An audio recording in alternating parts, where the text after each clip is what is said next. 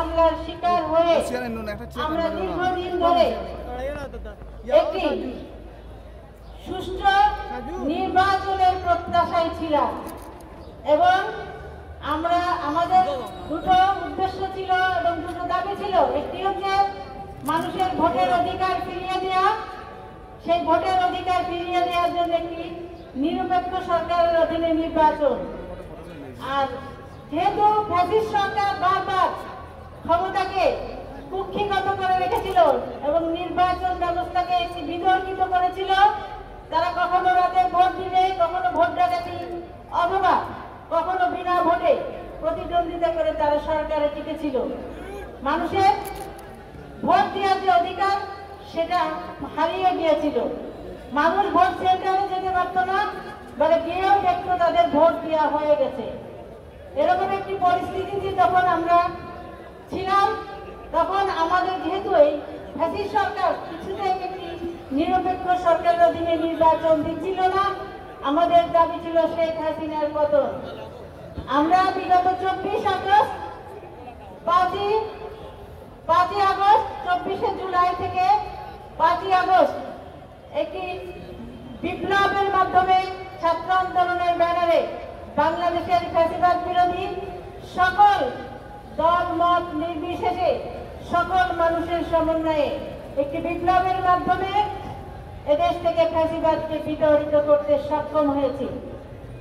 শেখ হাসিনা এবং তার দোসররা পালিয়ে গিয়েছে।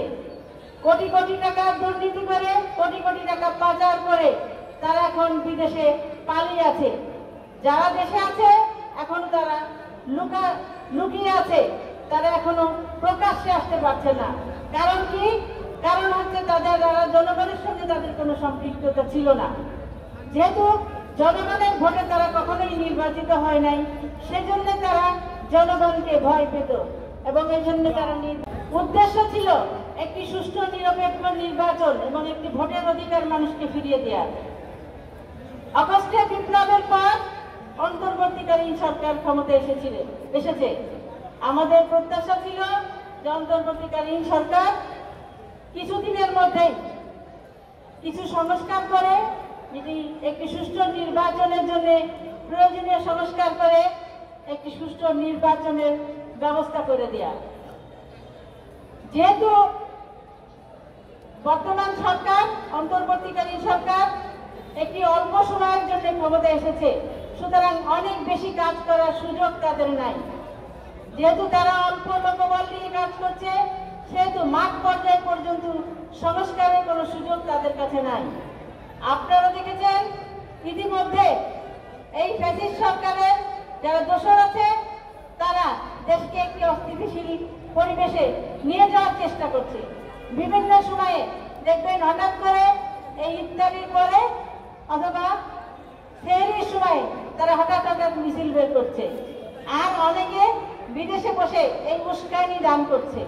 তাদের টাকা পয়সা দিয়ে বাংলাদেশের মানুষকে উত্তেজিত করার চেষ্টা করছে, অস্থিতিশীল করার চেষ্টা করছে।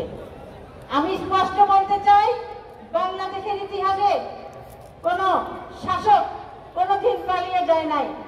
এটাই প্রথম যে শেখ হাসিনা একমাত্র বাংলাদেশি স্বৈর শাসক দেশ ছেড়ে বিদেশে পালিয়ে গেছে।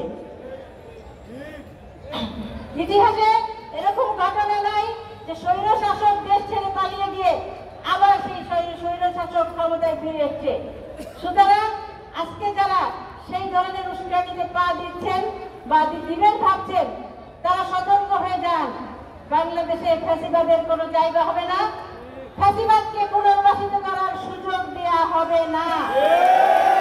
আমরা প্রয়োজনে আবারও আন্দোলনের মাধ্যমে সেই ফ্যাসিবাদকে প্রতিহত করব ইনশাআল্লাহ।